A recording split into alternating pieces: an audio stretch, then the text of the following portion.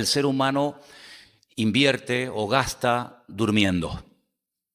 Me quedé realmente sorprendido porque según la longevidad de los seres humanos hoy en día, promedio, se calcula que una tercera parte de nuestra vida la pasamos durmiendo.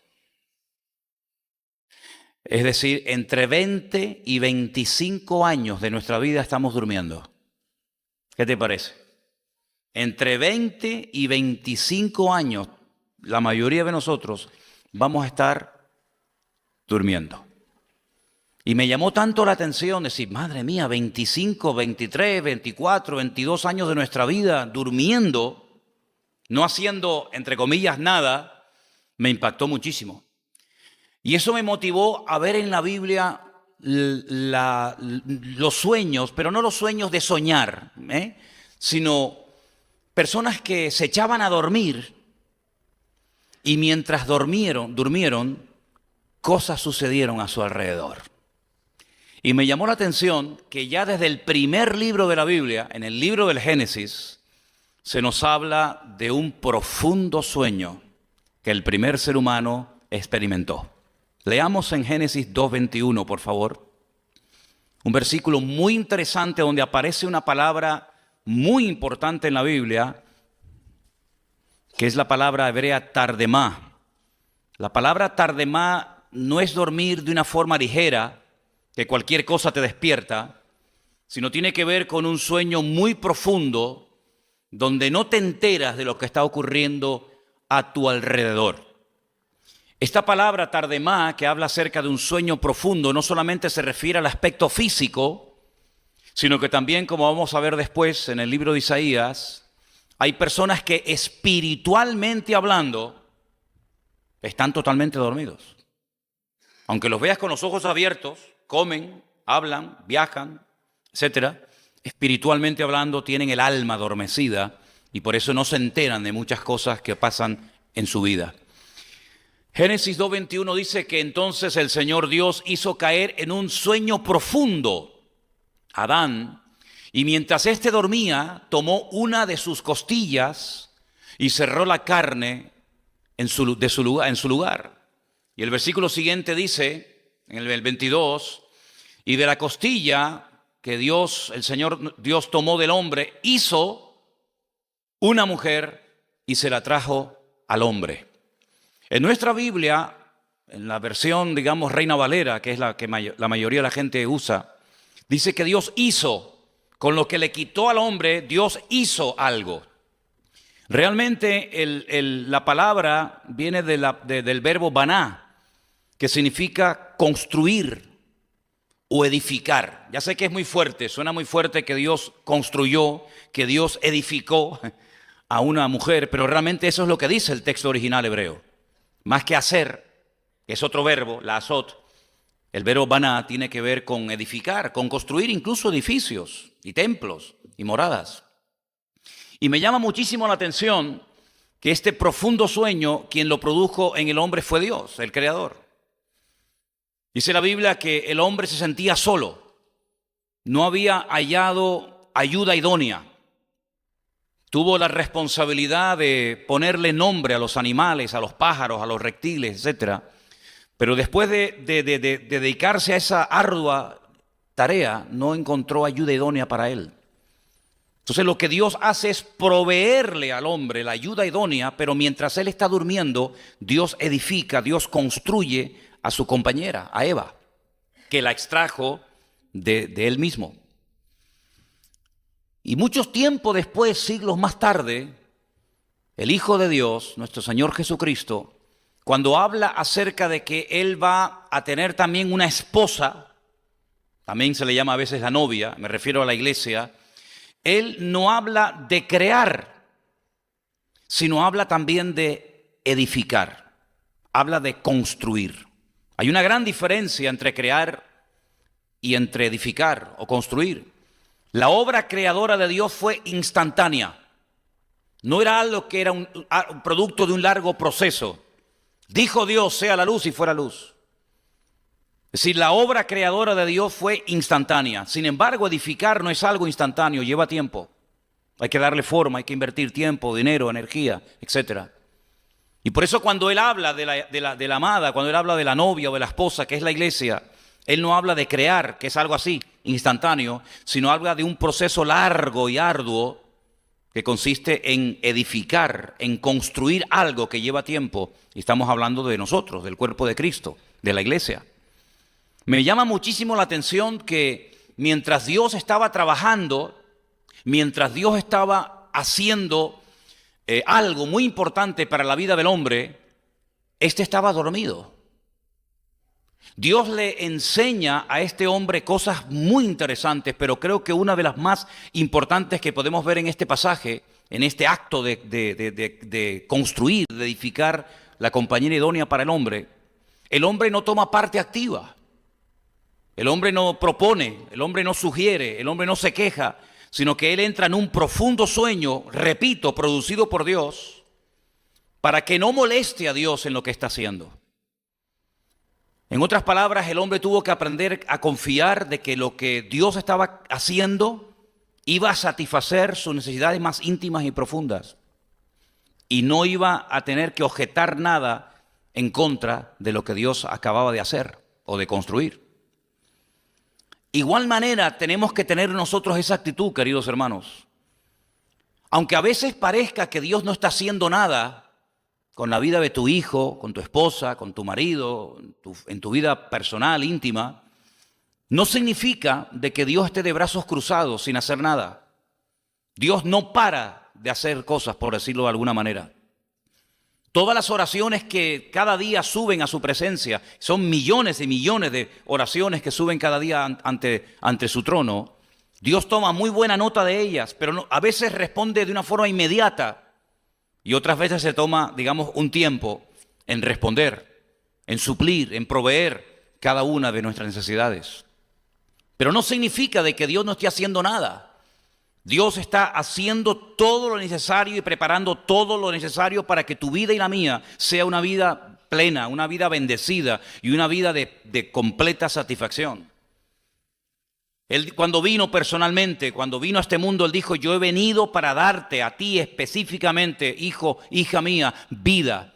Pero no un tipo de vida mediocre, no un tipo de vida rutinaria y monótona, sin sentido, sin propósito, sino una vida en abundancia, una calidad de vida de tal manera que aunque tal vez no tengas la mejor casa y no tengas la mejor ropa y no tengas esto y no tengas aquello, interiormente tú puedes tener la satisfacción de que mi Dios está tratándome mejor de lo que yo merezco y me está dando todo aquello que mi vida necesita para poder vivir tranquilo y con la paz y la bendición del Señor. Amén, hermanos. Ese sueño profundo que Dios permitió que Adán experimentara, en cierto sentido, Él lo traslada al mundo espiritual. Cuando a través de la pluma del profeta Isaías dice que su pueblo, en ese momento era el pueblo de Israel, por su desobediencia, por su rebeldía, por su rechazo a la palabra, por no querer someterse a la voluntad de Dios, experimentaría por un tiempo, no siempre, pero por un tiempo, su pueblo experimentaría ese sueño profundo, ese sopor espiritual, esa especie de estar como anestesiado y no enterarte de lo que está sucediendo a tu alrededor. Y en Isaías capítulo 29, el versículo 10, habla muy claramente acerca de cómo una persona no solamente puede dormir como un tronco, como se suele decir habitualmente, sino que hay personas que no son conscientes, pero espiritualmente hablando, están dormidos. Porque el Señor derramó sobre vosotros espíritu de sueño. Y ahí aparece otra vez la palabra de Génesis, tardemá, sueño profundo. Y ahí dice espíritu de sueño. Cerró los ojos de vuestros profetas y puso velo sobre las cabezas de vuestros videntes. Así se llamaba también a los profetas en aquel tiempo. Porque el Señor derramó sobre vosotros ese espíritu de sueño. Seguimos. Y os será toda visión como palabras de libro sellado, el cual si dijeren al que sabe leer y le dijeren lee esto ahora, él dirá no puedo porque está sellado. Y si le dieren el libro al que no sabe leer diciéndole lee ahora esto, él dirá no sé leer. Dice pues el Señor, porque este pueblo se acerca a mí con su boca y con sus labios me honra, pero su corazón está lejos de mí, y su temor de mí no es más que un mandamiento de hombres que les ha sido enseñado. Por tanto, he aquí que nuevamente excitaré yo a la admiración de este pueblo con un prodigio grande y espantoso, porque perecerá la sabiduría de sus sabios y se desvanecerá la inteligencia de sus entendidos. Ay de los que se esconden de Dios encubriendo el consejo y sus obras están en tiniebla y dicen, ¿quién nos ve y quién nos conoce? Así como Adán entró en un profundo sueño y mientras Adán dormía, Dios estaba haciendo cosas tremendamente importantes que cambiarían su vida y la vida de todos los seres humanos, evidentemente. Espiritualmente hablando, el pueblo de Israel entraría en una etapa de largo y profundo sueño espiritual, donde no podrían percibir las realidades del Evangelio. El apóstol Pablo va mucho más allá y dice que lo que les pasó fue algo muy parecido a lo que les pasó al pueblo de Israel cuando vieron que Moisés bajaba del monte Sinaí con un brillo, con un resplandor en su rostro tremendo que impactaba y molestaba a los que le veían. Y dice que él tuvo que llevar durante 40 años, por si no se habían dado cuenta, un velo sobre su rostro, para no molestar con su brillo, con la gloria de Dios a los demás. Y el apóstol Pablo, utilizando ese símil, dice que ese velo les quedó en el corazón. Y por eso leen y no entienden y no comprenden, como dice el profeta Isaías, que llegaría un momento en el que leerían y no entenderían. Y estarían como ciegos, estarían como dormidos espiritualmente hablando por un tiempo, mientras Dios está haciendo cosas muy interesantes en otras naciones y en otros pueblos, hasta que nuevamente dice la Biblia que cuando el velo les sea quitado es cuando ellos van a reconocer que el verdadero Mesías era al que crucificaron. Y cuando se conviertan a Cristo, el velo, dice, les será quitado y podrán entender y podrán ver lo que hoy en día leyendo lo leen, pero no lo entienden. Así que cuidado con el tema del sueño espiritual, porque es tan real como el sueño que experimentó Adán en el jardín del Edén. De ahí que el apóstol Pablo le diga a los romanos en una de sus cartas a ellos, le dice, es hora de levantarnos del sueño. ¿Cuántos dicen amén? No estés dormido, por favor, espiritualmente hablando. Espabilate, despierta. Abre tus ojos a la realidad de lo que estás leyendo para que puedas interpretar, para que puedas entender, para que puedas leer lo que está ocurriendo a tu alrededor.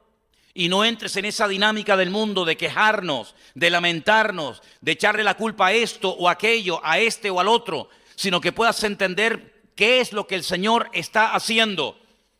Dice la Biblia que el hombre espiritual puede discernir y entender las cosas del Espíritu, pero el hombre carnal ni las ve, ni las entiende, ni las puede interpretar, porque para él incluso son locura.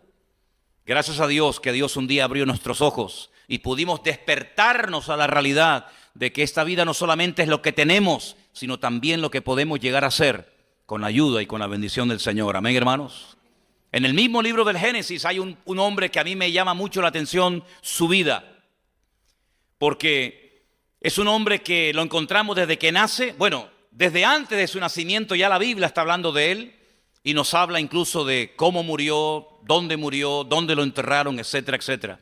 Génesis capítulo 28, del versículo 10 en adelante dice la palabra de Dios así: salió pues Jacob de Beersheba y se fue a Harán, una barbaridad de kilómetros caminando. Y llegó a un cierto lugar, y allí durmió porque ya el sol se había puesto, y tomó de las piedras de aquel paraje y puso a su cabecera y se acostó en aquel lugar. Y soñó, no solamente quedó dormido, sino que además tuvo un sueño. Y he aquí él vio una escalera que estaba apoyada en tierra y su extremo tocaba el cielo, y he aquí ángeles de Dios que subían y descendían por ella. No es que bajaban y subían, no, es al revés. Subían y bajaban.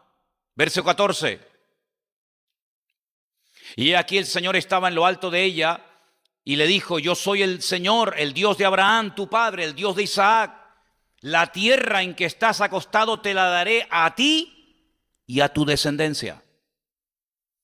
Será tu descendencia como el polvo de la tierra y te extenderás al occidente, al oriente, al norte y al sur.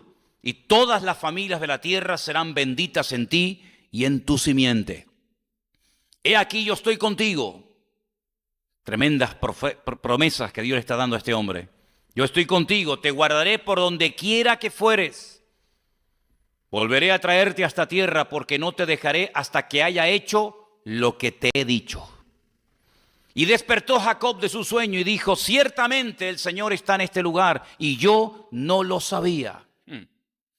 Y tuvo miedo y dijo, cuán terrible es este lugar, no es otra cosa que casa de Dios y puerta del cielo. Y se levantó Jacob de mañana y tomó la piedra que había puesto de cabecera y la alzó por señal y derramó aceite encima de ella. Y llamó el nombre de aquel lugar Betel, aunque Luz era el nombre de la ciudad primero. Y fíjate lo que dice aquí. Jacob hizo un voto. Nadie le dijo que hiciera ese voto, pero él lo hace voluntariamente. Y dice, si fuere Dios conmigo y me guardare en este viaje en el que voy, y me diere pan para comer y vestido para vestir, si volviere en paz a la casa de mi padre, el Señor será mi Dios. Y esta piedra que he puesto por señal será casa de Dios, y de todo lo que me dieres el diezmo apartaré para ti. Es tremendamente interesante esta conversación, este sueño que este hombre tiene. Él está huyendo de su hermano. Aquí hay un problema familiar terrible. Él es hermano gemelo de otro llamado Esaú, cuyo aspecto físico y espiritual es completamente diferente a él. Dice la Biblia que Esaú era un hombre inquieto, todo velludo de arriba abajo, era un cazador. Todo lo contrario a lo que era Jacob. Dice que era un hombre quieto, que meditaba, que pensaba, no era tan activo como su hermano, era lampiño, era completamente diferente, como el sol y la luna, como la carne y el espíritu, en cierto sentido. Hijos del mismo padre, hijos de la misma madre, pero tan diferente el uno del otro. Ya desde el vientre de su madre estaban peleando. Dice que este Jacob tenía trabado, de ahí que su primera letra en hebreo es la yod, que es con un gancho, lo tenía enganchado, por eso le llamaron así, Jacob, lo tenía enganchado del calcañar a su hermano, quería salir el primero, ¿verdad? Porque él entró el primero, aunque después salió el último, porque el que entra primero sale el último y el último sale el primero, pero la Biblia nos enseña que nunca fue posible la paz entre ambos. Buscaban la bendición, buscaban el apoyo del padre. El padre, su padre Isaac, que perdió prácticamente el pobrecito todos los sentidos, quedó ciego, fue engañado por su propio hijo, haciéndose pasar por Esaú, recibe la bendición espiritual del padre. Cuando su hermano se entera, lo quiere matar, su madre prepara todo para que huya a la casa de sus familiares. Por más de 20 años se tiene que alejar de la casa del padre. Es una vida muy dura. La vida de Jacob es muy dura. De hecho, él, cuando ya tiene más de 140 años, el faraón de Egipto le pregunta mirándole a la cara y le dice, ¿cuántos años tienes? Y Jacob le dice al faraón, pocos y malos. Así definió su vida. Tengo pocos años, 140 y pico, y malos. Se parece mucho la vida de Jacob a la vida de uno de sus hijos. Los dos tuvieron problemas en la familia con sus hermanos, el padre y José. Los dos viven en Egipto. Los dos mueren en Egipto y ninguno de los dos, ni el padre ni el hijo, son enterrados en Egipto, sino que son enterrados en la tierra prometida. Uno en un sitio y otro en otro. Me llama muchísimo la atención que este hombre, huyendo de los problemas con su hermano, el Señor lo detiene en el camino y aprovechando que está durmiendo, le da un sueño. Y en ese sueño el Señor se revela su vida y le muestra una escalera a través de la cual suben y bajan ángeles. Y en aquel lugar él se da cuenta de que él tiene que vivir muy cerca de Dios, porque Dios quiere vivir muy cerca de él. Y allí él hace una serie de promesas, y allí él hace una serie de votos, y allí él introduce una palabra que hasta ese momento era una palabra que solamente la había utilizado su abuelo Abraham cuando volvía de una guerra diciendo que le iba a dar los diezmos a no sé quién, ¿verdad? Y es muy interesante ver cómo en ese sueño Jacob va preparado para lo que le espera en el futuro. Una de las formas como Dios tiene, una de las maneras como Dios nos puede revelar su voluntad en nuestra vida es a través de los sueños. Porque hay personas que están siempre tan ocupadas, que si el trabajo, que si los estudios, que si los niños, que si esto, que si aquello, que el único momento que tienen para estar tranquilos es mientras duermen, y a veces ni eso. Y hay personas que podían haber sido más bendecidas de lo que han sido, pero ya digo, siempre tienen cosas que hacer, están tan ocupados que incluso he conocido gente que me dice, es que no tengo tiempo para venir a la iglesia, no tengo tiempo para orar, no tengo tiempo para leer la Biblia. Y hay gente que vive con una velocidad que se olvidan de que la vida es muy corta. Y en ese periodo muy corto de tiempo es cuando tienes que captar el plan, el proyecto, el propósito de Dios para tu vida, para poder llevar a cabo la voluntad de Dios en tu vida y no la tuya, y no perder el tiempo ni la vida. Y el Señor preparó a Jacob y le dijo, yo quiero ser tu Dios, yo quiero estar contigo, yo quiero bendecirte, quiero darte la tierra de Canaán a ti y a tu descendencia, quiero bendecir tus descendientes, quiero ser tu Dios. Y él entiende que Dios va en serio con él. Ahora, esto que para nosotros es algo tan normal, para muchas personas hoy en día no lo captan. ¿Por qué? Porque aunque no vivimos bajo la presión del imperio de los griegos, que ya en su día ellos tuvieron su tiempo y su gloria y su imperio, esa filosofía de vida griega todavía impera en nuestra sociedad. Los griegos no eran ateos, los griegos eran creyentes y muchos de ellos, incluso muchos de sus grandes filósofos, creían en Dios. Pero cuidado, ojo, creían en Dios como el Dios creador, como el Dios que dictó una serie de leyes, las leyes de la naturaleza, de la gravedad, de la física, etc. Y una vez que todo fue creado, Dios se limpió las manos y ahí te quedas. Eran creyentes, pero creían que Dios no intervenía ni para bien ni para mal en la vida de los seres humanos. Ni siquiera el hombre podía optar por tener comunión con Dios, pero eso es rotundamente falso. Porque en este sueño que tiene Jacob vemos que Dios es un Dios personal, que quiere hablarte, que quiere ayudarte, que quiere suplir tus necesidades, que quiere cuidarte en el camino de la vida, que no quiere que te sientas solo, incomprendido, deprimido, amargado, sino más bien todo lo contrario. Que quiere restaurar tu vida, que quiere restaurar tu familia, que puede sanar tus enfermedades, que puede proveerte trabajo, etcétera, etcétera. No es un Dios frío, lejano y distante, sino es un Dios que se hace hombre, un Dios que se acerca a tu necesidad, que te comprende, porque todo lo que podamos experimentar en esta vida, ya Él lo experimentó antes que tú y yo naciéramos.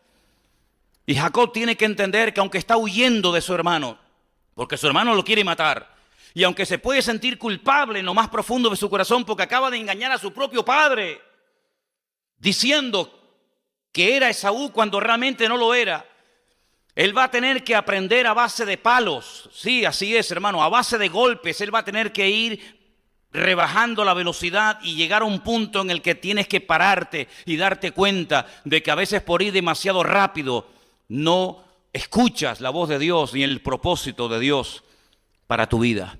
Él hace un voto y le promete a Dios, si tú me bendices, si tú me das pan, si tú me das comida, si me das alimento, si verdaderamente tú estás conmigo, tú serás mi Dios todos los días de mi vida. Y yo les pregunto a ustedes, ¿no te ha suplido el Señor tus necesidades en más de una ocasión?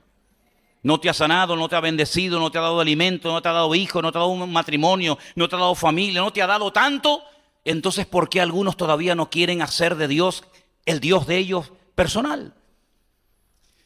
Que Dios nos ayude a despertarnos del sueño y a darnos cuenta de que cuando el Señor te bendice es la señal de que Él quiere bendecir más tu vida, usar tu vida y tiene propósitos claros y definidos para ti. ¿Cuántos lo creen? Hay otro hombre que se quedó dormido y por poco en ese sueño pierde la vida. No tiene nada que ver con los patriarcas. Es un rey. El primer rey de Israel. Primera de Samuel, capítulo 26. No voy a leer todo el capítulo porque es muy extenso, pero solamente les relato algo para posicionarlos en el tiempo y en la historia. Saúl, el primer rey de Israel, está mal consigo mismo. Saúl es una persona amargada. Cuidado, porque la amargura es una enfermedad terrible que termina secándote los huesos, el alma y robándote el gozo del Señor en tu vida. Saúl era un amargado, pero porque él optó por el camino de la desobediencia, porque él eligió vivir a su manera, y las consecuencias, amigos, de nuestras acciones, tarde o temprano las experimentamos. La Biblia nos enseña que se obsesionó con una persona, con David. Quería matarlo, quería eliminarlo, quería borrarlo de la faz de la tierra. Gastó tiempo, dinero, energía, movilizó tropas, hizo todo lo que pudo por matar y destruir a David. Gracias a Dios, el Señor siempre protegió a David y no permitió que éste lo matara. Pero lo pasó mal durante años, huyendo de cueva en cueva, de montaña en montaña, escondiéndose de Saúl. Y dice la Biblia que un día Saúl estaba en un valle durmiendo con sus soldados, descansando para, en cuanto se levantara, ir a buscar y matar a David. Era la costumbre que el rey durmiera en el centro del campamento y alrededor del rey acamparan todos los soldados, como una especie de círculos concéntricos, para que me entendáis. Si alguien entraba al campamento y rompía el primer círculo de protección, se encontraba con el segundo y con el tercer anillo, y así era muy difícil llegar a la vida del rey. Pero algo pasó ese día que todo el mundo quedó dormido, incluso la guardia personal del rey Saúl. David desde la montaña observa al rey durmiendo en el centro del campamento. Sigilosamente, imagínense la escena, baja de las montañas y se adentra dentro del campamento, una auténtica locura. Cualquiera que lo vea se le va a levantar contra él y matarlo. Pero algo pasó ese día que todo el mundo estaba profundamente dormido. Saúl está en medio del campamento, David se adentra, le coge la lanza, puede matarlo, puede clavarlo contra el suelo en ese momento, pero no lo hace, se marcha y cuando está otra vez lejos en la montaña comienza a gritar: Saúl, Saúl, Abner, el general de la guardia personal del rey, y le dice: eres digno de muerte, tenías que proteger la vida de tu rey y no lo has hecho. Y tengo aquí en la mano la lanza del rey. Podían mandarte a matar porque no has cuidado la vida de tu rey. Sin embargo, yo que lo podía haber hecho, tampoco lo he hecho. Y es entonces cuando en esas lágrimas de cocodrilo que de vez en cuando brotaban de las mejillas del rey Saúl, dice: hijo mío, David. Cuidado, porque el que lloraba hoy, mañana se levantaba otra vez en pie de guerra para buscarte. Pero lo que quiero destacar, creo en la literalidad de todos estos pasajes. No son parábolas, no son profecías, no son promesas. Estoy ceñido totalmente a la literalidad de los pasajes, porque si dice la Biblia que durmieron, durmieron. No es que durmieron pero no durmieron. Pero sí quiero extraer de este sueño del rey Saúl algo muy importante. No pongas tu vida en las manos de nadie, sino solamente en las manos de Dios. Cientos de soldados tenían que proteger la vida de Saúl, no lo hicieron. Saúl estaba allí durmiendo tranquilo porque él creía que los que estaban a su alrededor lo iban a cuidar. Nada más lejos de la realidad. No hay nada peor que poner tu vida en las manos de algo o de alguien que en el fondo no te va a cuidar como tú mismo o el Señor tu Dios, si Él es realmente el Señor tu Dios, te puede cuidar. No deposites tu vida, no deposites tu confianza en los demás excesivamente, creyendo que los demás van a cuidar de tu vida. Nadie va a cuidar de tu vida mejor que tú. El responsable de tu vida no es fulano ni mengano, el responsable de tu vida eres tú mismo, querido.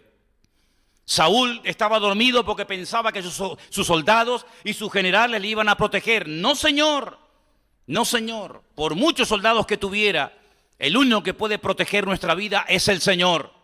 Nosotros no tenemos que irnos con un montón de soldados alrededor de nuestra cama a dormir, porque nosotros los creyentes tenemos promesas de parte del Señor que nos dan paz aun cuando cerramos los ojos y no vemos lo que está ocurriendo a nuestro alrededor. Pero como confiamos tanto en nuestro Dios, en paz me acostaré y asimismo dormiré, porque solo tú, Señor, me hace vivir confiado, decía el salmista. Y porque el ángel del Señor acampa alrededor de los que le temen y los defiende, dice la Biblia. Así que podemos dormir tranquilos y seguros, no porque hemos depositado nuestra confianza en el Bitcoin. ¿No saben lo que es eso, no? Mejor. No porque hemos depositado nuestra confianza en la bolsa e invertido en valores, en bonos del Estado, y mañana voy a ver si han subido o han bajado. No pongo mi confianza en los hombres. No pongo mi confianza en los horóscopos. No pongo mi confianza en los brujos. Pongo mi confianza en el Señor mi Dios. Porque yo sé que Él nunca me va a fallar y nunca me va a abandonar, porque Él ha prometido estar conmigo todos los días hasta el fin del mundo. ¿Cuántos dicen amén? Aleluya. Encontré en la Biblia a un hombre que se le fue el sueño. Esa noche padeció lo que se llama insomnio, ¿no? Tiene que ser terrible querer dormir y no poder. Pero en el libro de Daniel hay otro rey que hizo durante el día algo malo y no podía dormir durante la noche. No quiero decir que todos los que no pueden dormir durante la noche es que han hecho algo malo durante el día. No quiero decir eso. Pero muchas veces, durante la noche, en algunos casos, tal vez no se puede dormir tranquilamente porque durante el día has hecho, has tocado, has visto, has deseado, has anhelado cosas que durante la noche te pasan facturas. Cuando estamos despiertos durante el día, nuestro consciente está despierto, en pleno funcionamiento. Durante la noche, nuestro subconsciente se levanta y te pasa factura de todas las imágenes, de todas las conversaciones, de toda la música, de todos los lugares, de todas las llamadas, de todos los WhatsApp, de todas las cosas que has visto, deseado y querido, y te pasan factura. Y en el caso del rey Darío, en el libro de Daniel capítulo 6, del 14 al 24, se le fue el sueño porque durante el día se dejó engañar, se dejó manipular y firmó un edicto que la historia cuenta lo siguiente. Cuando el rey oyó el asunto, le pesó en gran manera y resolvió librar a Daniel, y hasta la puesta del sol trabajó para librarle. Pero aquellos hombres rodearon al rey y le dijeron: sepas, oh rey, que es la ley de Media y de Persia, y que ningún edicto u ordenanza que el rey confirme puede ser abrogado. Entonces el rey mandó y trajeron a Daniel y le echaron en el foso de los leones. Y el rey le dijo a Daniel que el Dios tuyo, a quien tú continuamente sirves, que Él te libre. Y fue traída una piedra y puesta sobre la puerta del foso, la cual selló el rey con su anillo y con el anillo de sus príncipes, para que el acuerdo acerca de Daniel no se alterase. Luego el rey se fue a su palacio y se acostó ayuno, ni instrumento de música fueron traídos delante de él, y se le fue el sueño. ¿Te das cuenta? Se sentía mal por lo que había firmado. El rey, pues, se levantó muy de mañana y fue apresuradamente al foso de los leones. Y acercándose al foso, llamó a voces a Daniel con voz triste y dijo: Daniel, siervo del Dios viviente, el Dios tuyo a quien tú continuamente sirves, ¿te ha podido librar de los leones? Entonces Daniel le respondió al rey: oh rey, para siempre vive. Mi Dios envió su ángel, el cual cerró la boca de los leones para que no me hiciesen daño, porque ante él fui hallado inocente, y aún delante de ti, oh rey, yo no he hecho nada malo. Entonces se alegró el rey en gran manera a causa de él y mandó sacar a Daniel del foso, y fue Daniel sacado del foso y ninguna lesión se halló en él, porque había confiado en su Dios. ¿Cuántos dicen amén? Yo creo que en esa noche entre leones durmió mejor Daniel que Darío en el palacio. Qué maravilla tuvo que hacer dormir encima de leones, apoyado en esas melenas. Ese es un sueño que no sé si alguna vez veré cumplido. Dormir abrazado a un león. Tiene que ser una gozada. Aunque A lo mejor huele fuerte, pero así me levanto oliendo a león por la mañana, ¿no? Qué tremendo, ¿no? Hizo algo malo durante el día, por la noche no podía dormir. Que no se ponga el sol sobre tu enojo. No hagas cosas durante el día que luego a la noche te roben el sueño. Procura hacer las cosas decentemente y con orden para que cuando te vayas a la cama en paz, puedas dormir en paz. Si tu vida ha sido si ese día tu vida ha sido un día de guerra, es muy difícil que a la noche tengas paz. Si vives en paz, vivirás en paz y dormirás en paz. Si vives en guerra, vivirás en guerra y dormirás en guerra. Me llamó mucho la atención el sueño de Daniel. Pero vámonos al Nuevo Testamento, porque también me encuentro a Cristo dormido. Qué lindo, ¿no? Qué humano. Presentan los evangelios al Señor Jesucristo. No lo ves siempre despierto, nunca tiene sueño, nunca tiene hambre, nunca tiene sed, nunca tiene frío. Siempre tiene los ojos abiertos, no parpadea. Sino lo ves tan humano que se queda rendido de sueño profundo, como Adán. Pero mira por qué. En el Evangelio según San Mateo, el capítulo 8, del versículo 33 en adelante, 23 en adelante, dice: entrando él en la barca, sus discípulos le siguieron. Y aquí se levantó en el mar una tempestad tan grande que las olas cubrían la barca, pero él dormía. Vinieron sus discípulos y le despertaron diciendo: Señor, sálvanos que perecemos. Y él les dijo: ¿por qué teméis, hombres de poca fe? Entonces levantándose reprendió a los vientos y al mar y se hizo grande bonanza. Y los hombres se maravillaron diciendo: ¿qué hombre es este que aún los vientos y el mar le obedecen? ¿Cómo podía dormir el Señor Jesucristo en medio de una tempestad tan enorme? Señor Jesucristo era la paz personificada. ¿Cuántos dicen amén? Tú y yo podemos tener paz, pero Él era la paz personificada. Nunca perdió la paz, nunca se puso nervioso, nunca se preocupó. Él sabía perfectamente que su vida estaba totalmente cuidada y protegida por su Padre. Conocía las Escrituras perfectamente.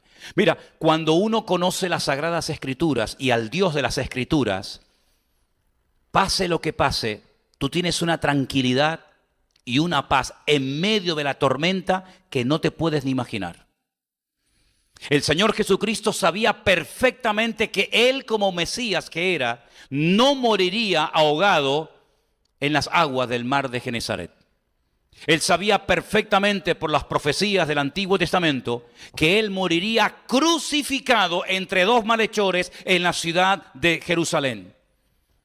Por lo tanto, como Él sabía perfectamente su destino y conocía perfectamente las Escrituras que hablaban de Él, de su vida, de su muerte, de su resurrección, etcétera, etcétera, Él podía estar totalmente dormido, profundamente dormido, porque aunque entrara agua en la barca, probablemente, y yo estoy tratando de aprenderme el Salmo 91 de memoria en hebreo, cuando dice la Biblia que caerán a tu lado 1000 y 10,000 a tu diestra, mas a ti no llegará. Algunos dicen que ese salmo es un salmo 100% mesiánico. No lo sé, porque ni siquiera se conoce el autor del Salmo 91. Y algunos comentaristas no saben si es un salmo escrito a un hombre, escrito a un pueblo, escrito al Mesías. Da igual. Lo que está bien claro es que cuando el Señor permita, porque a veces lo permite, y no tiene por qué pedirme permiso ni perdón, que pasemos por algún tipo de tribulación o angustia o tormenta, podemos tener paz en la tormenta. Porque el Señor Jesucristo durmió en medio de la tormenta porque Él conocía las Escrituras y sabía que las Escrituras lo iban a proteger hasta el momento cumbre de su vida cuando moriría en el monte Moriah. ¿Cuántos dicen amén? Así que el conocimiento de las Escrituras y el conocimiento experimental del Dios de las Escrituras produce paz en nuestro corazón y podemos estar tranquilos, dormidos en medio de una tormenta. Pero los discípulos también se quedaron dormidos, pero no precisamente por paz. En el Evangelio según San Mateo, el capítulo 26, los encontramos dormidos cuando no tenían que haberse quedado dormidos. Se les había pedido un encargo muy importante. La historia de la humanidad estaba a punto de cambiar radicalmente. Y es la primera vez que el Señor Jesucristo se dirige a 3 de sus discípulos, Mateo capítulo 26, verso 36, y les pide algo que hagan por Él y no lo cumplen. Jesús entonces llegó con ellos a un lugar que se llama Getsemaní, donde se prensa la aceituna. Y le dijo a sus discípulos: sentaos aquí, entre tanto que yo voy allí y oro. Y tomando a Pedro y a los 2 hijos de Zebedeo, Jacobo y Juan, comenzó a entristecerse y angustiarse en gran manera. Entonces Jesús les dijo: mi alma está muy triste hasta la muerte. Quedaos aquí y velad conmigo. El Señor pidiendo apoyo. No me dejen solo esta noche. Velen, oren conmigo. Yendo un poco adelante, se postró sobre su rostro orando y diciendo: Padre mío, si es posible, pase de mí esta copa, pero no se haga como yo quiero, sino como tú. Vino luego a sus discípulos y los halló durmiendo. Y le dijo a Pedro: ¿así que no habéis podido velar conmigo una hora? Velad y orad para que no entréis en tentación. El espíritu a la verdad está dispuesto, pero la carne es débil. Otra vez se fue y oró por segunda vez, diciendo: Padre mío, si no puede pasar de mí esta copa, sino que yo la beba, hágase tu voluntad. Vino otra vez y los halló durmiendo, porque los ojos de ellos estaban cargados de sueño. La caña que les daba el Señor a los discípulos durante el día era terrible, estaban los pobres agotados. Y dejándolo se fue de nuevo y oró por tercera vez diciendo las mismas palabras. Entonces vino a sus discípulos y les dijo: dormid, dormid ya, descansad. He aquí ha llegado la hora y el Hijo del Hombre es entregado en manos de pecadores. En el momento más importante de la vida del Señor Jesucristo y de la historia de la humanidad, se quedan dormidos 3 de sus discípulos. ¿Y nosotros nos hubiéramos quedado dormidos o despiertos aquella noche, hermanos? Porque es fácil hablar, ¿no? Fíjate tú, estos vagos que se quedaron dormidos, que no fueron capaces de orar y de velar con el Señor. Pero ¿y tú y yo? Qué fácil es hablar mal de los demás, ¿verdad? Pero mirarnos el ombligo, qué difícil resulta, ¿no? Siempre la culpa la tienen los demás. Cuando no es el diablo, es Dios. Cuando no es esta iglesia, es la otra. Cuando no es el pastor este, es el de la esquina. Siempre la culpa la tiene o el hijo, el padre, la nuera, el suegro. Siempre la tiene alguien, cualquiera, menos tú. Pero ¿y nosotros, queridos hermanos? ¿Nos hubiéramos quedado dormidos o nos hubiéramos quedado toda la noche orando y velando con el Señor, sabiendo que en cuestión de minutos lo iban a llevar y su vida iba a ser completamente masacrada y posteriormente clavado en una cruz? A mí me llama mucho la atención, y creo que ya lo he dicho en otras ocasiones y lo sabéis, que días más tarde, concretamente 72 horas más tarde, a estos discípulos, a los mismos, se los encuentra pescando en el mar de Galilea. Y el Señor se presenta temprano en la mañana y desde la orilla les dice: ¿habéis pescado algo? Y la respuesta es impresionante. Le dicen: toda la noche hemos intentado pescar algo, pero no hemos pescado nada. Oye, qué curioso, ¿no? ¿Toda la noche? ¿Habéis estado remando por aquí, remando por allá? Echa la red a un lado, echa la red a otro lado. ¿Toda la noche sin dormir? ¿Al final para nada? Porque no habéis pescado nada y hace 3 días os pedí una hora solamente para que orarais conmigo y os atrapó y os venció el sueño.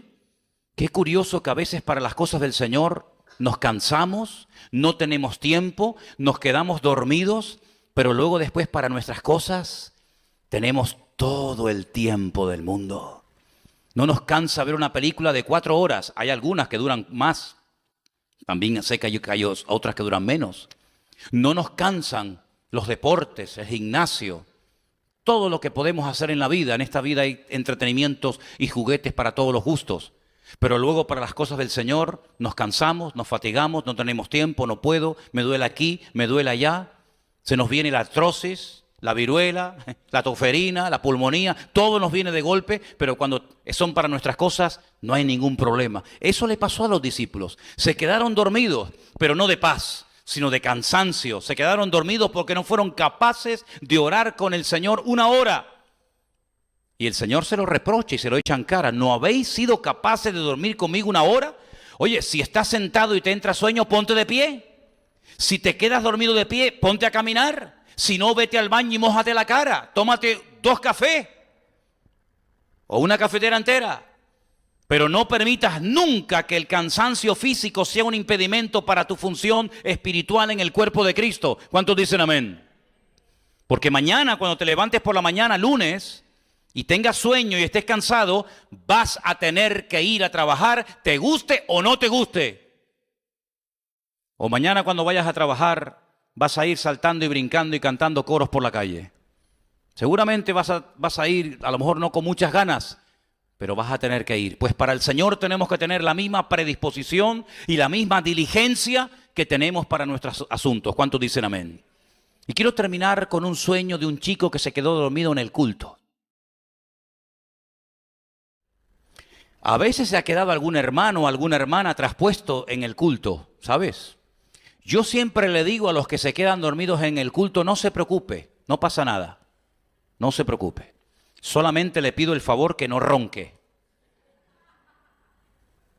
Pero que no ronque para que no despierte al otro que también está durmiendo, más que nada. En el libro de los Hechos se relatan 2 personas que durmían. Uno era Pedro en la cárcel, que ustedes saben que estaba durmiendo profundamente porque en ese momento estaba totalmente en las manos del Señor. Rodeado de soldados, pero con la paz del Señor, Dios lo despierta, lo saca de la cárcel. Pero el sueño de Eutico, como así se llamaba este joven, está en Hechos capítulo 20, del versículo 7 en adelante. Presten atención, por si acaso algún día pasa aquí, sobre todo los que están arriba en el balcón. El primer día de la semana, hoy es el primer día de la semana, ¿sí o no? El domingo es el primer día de la semana. Si el sábado es el séptimo y la semana tiene 7 días, pues el domingo es el primer día de la semana. Estaban reunidos los discípulos para partir el pan. Pablo les enseñaba habiendo de salir al día siguiente y alargó el discurso hasta la medianoche. No se preocupen. No soy Pablo.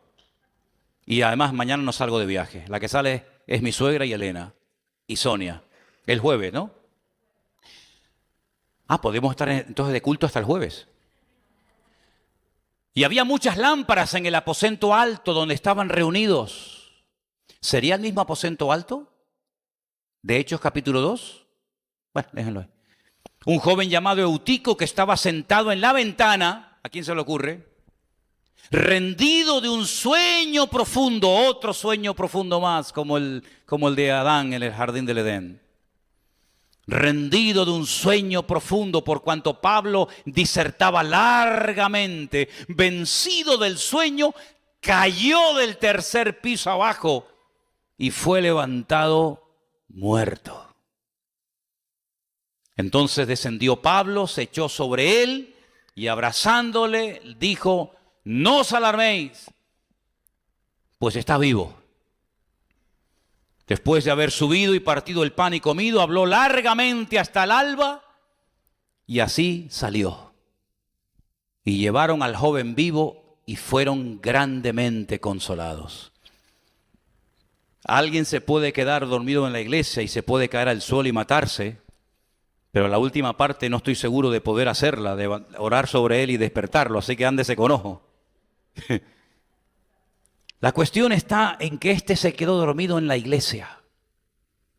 Y he guardado este último ejemplo para el final, no por ser el menos importante, sino porque este se quedó dormido en el culto. Escuchando la palabra de Dios se quedó dormido. Y saben que a veces como pastor, a veces he tenido la sensación mientras predico de llegar a pasar por mi pensamiento, por mi mente, que pueda haber gente dentro del culto y de la iglesia escuchando la palabra y estar dormidos espiritualmente hablando. A este le pasó. No valoró el hecho de que estaba Pablo ese día predicando la palabra. Nunca más lo volvería a escuchar. Pablo al día siguiente salió de viaje y probablemente nunca más volvió a ese lugar. pero se quedó dormido dentro del culto, dentro de lo que llamaríamos hoy la iglesia. Y se quedó dormido, se cayó y al caerse se mató. Fíjense el proceso. Se quedó dormido. El que se queda dormido termina cayendo y tropezando, porque no estás centrado en las cosas del Señor y vas a caer tarde o temprano, porque no estás con los ojos abiertos, porque estás atontado, porque estás dormido, te vas a caer y puede ser que te caigas con herida curable o con herida de muerte, como aquel que dice la Biblia que cuando era niño alguien salió corriendo con él en brazos, se le cayó. No murió, pero quedó lisiado de los pies para toda la vida. Por una caída que tuvo. Por una caída que tuvo, que quedó marcado para toda la vida. Y hablo de Mefiboset, el nieto del primer rey de Israel, el hijo de Jonatán, ¿se acuerdan? Cayó y quedó lisiado, quedó mal de los pies. Y aunque vivió toda la vida comiendo a la mesa del rey David, pero todo el mundo cuando lo veía caminar o cuando le observaban las piernas, decían, mira, esto fue por una caída que tuvo cuando era niño. Este no se cayó y quedó herido, este se cayó y se mató. Y pueden ocurrir esas dos cosas, que por no estar centrado en las cosas del Señor te quedes dormido y pasen las bendiciones y pasen las oportunidades delante de tus narices y puede ser que caigas y te mates o quedes herido para toda la vida. ¿Y qué necesidad hay de estar durmiendo cuando no es tiempo de dormir, sino es tiempo de despertar del sueño? Porque el Señor viene pronto y viene a buscar una iglesia que está despierta, que está espabilada, que está atenta, que está orando, que está velando, no como la lectura que se leyó esta tarde de las famosas 10 vírgenes. Que ya sé que no es una costumbre que nosotros tenemos, porque nosotros los seres humanos somos tan originales que hasta en las bodas, en las ceremonias, lo hacemos al revés de la Biblia. Es el novio el que tiene que esperar a la novia y que la novia aparezca cuando le dé la gana a la señora. Como a veces ocurre y dice, bueno, ¿va a venir o no va a venir? Un día casé a una persona y la novia tardaba tanto que le dije al novio, querido, yo creo que esto termina aquí, porque ya está bien, menos mal que la señora apareció. Pero en la Biblia no era la novia, no era el novio el que esperaba a la novia. Porque en la Biblia no es el novio el que espera, es la novia, la iglesia, la que espera el retorno del amado y no al revés. Y por eso en las bodas en Israel, pues es al revés que como lo hacemos en el mundo cristiano occidental. Pero dice la Biblia que se quedaron dormidas, 5 de ellas, la proporción es muy alta, 50% del grupo dormido, 50% del grupo despierto esperando al novio. Y porque se quedaron sin aceite, no tuvieron visión de futuro, creían que era algo inmediato y no se prepararon para esperar un tiempo. Y nosotros tenemos que estar velando y orando porque hemos esperado, nos hemos mantenido, gracias al Señor, hasta el día de hoy, pero hay que prepararse más y hay que orar más y hay que renovarnos más porque todavía el Señor, el novio, no ha venido. Pero no nos quedemos dormidos ahora que somos cristianos.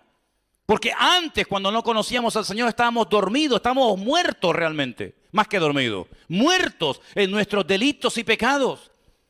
Pero ahora que somos cristianos, ahora que hemos nacido de nuevo, ahora que hemos entendido el mensaje del Evangelio, no nos volvamos a quedar dormidos conociendo la verdad. Porque ya dormíamos antes de conocer la verdad, cuando vivíamos enredados en la mentira, ya dormíamos el sueño de toda la gente. Pero sería una tragedia que ahora que nuestros ojos han sido abiertos y hemos conocido la verdad y hemos pasado de muerte a vida, como dice la Biblia, nos volviéramos otra vez a quedar dormidos y volviéramos otra vez a cerrar los ojos ante la realidad de lo que está ocurriendo a nuestro alrededor. Por eso, hermanos, despiértate tú que duermes y te alumbrará Cristo, dice la palabra del Señor. ¿Cuántos dicen amén? Pónganse de pie conmigo en esta noche. A lo largo de todos y cada uno de estos 8 sueños hemos visto cómo personas tuvieron diferentes experiencias y diferentes aplicaciones. Pero cierra tus ojos en este momento, pero abre tu corazón y dile al Señor, Señor, yo no me quiero quedar dormido. Yo no quiero perder mi vida ni mi tiempo en vanidades. en cosas que al fin y al cabo no van a traer nada, no van a aportarme nada positivo a mi vida. Yo quiero abrir mis ojos, Señor, para que pueda ver la grandeza de tu palabra. Y quiero abrir mis ojos, Señor, para poderte ver a ti en medio de las circunstancias de la vida. Y quiero abrir mis ojos y no estar dormido, Señor, para saber qué es lo que está ocurriendo a nuestro alrededor y verte a ti obrando en mi vida y en mis circunstancias. Y por eso en esta tarde, Señor, nos acercamos a ti y te pedimos, abre nuestros ojos, Señor. Abre nuestros ojos y despiértanos si estamos dormidos, si estamos distraídos, si estamos, Señor, perdiendo el tiempo. Sacúdenos y háblanos fuertemente en esta tarde para que cuando salgamos por esas puertas tengamos claro que nuestros ojos no pueden estar más tiempo cerrados ante la realidad de lo que está ocurriendo a nuestro alrededor, Señor. Pedimos, Señor, que tú nos ayudes a estar velando y orando como tú nos pides en tu palabra, y que todos y cada uno de nosotros estemos ocupando nuestro lugar y activos en el reino, activos en el cuerpo de Cristo, de tal manera que podamos saber en todo momento qué es lo que tú demandas y pides de nuestra vida. Te damos gracias por tu palabra en esta tarde, la guardamos y la atesoramos en nuestros corazones, en el bendito nombre de Jesús. Amén y amén. Quiero que le digas a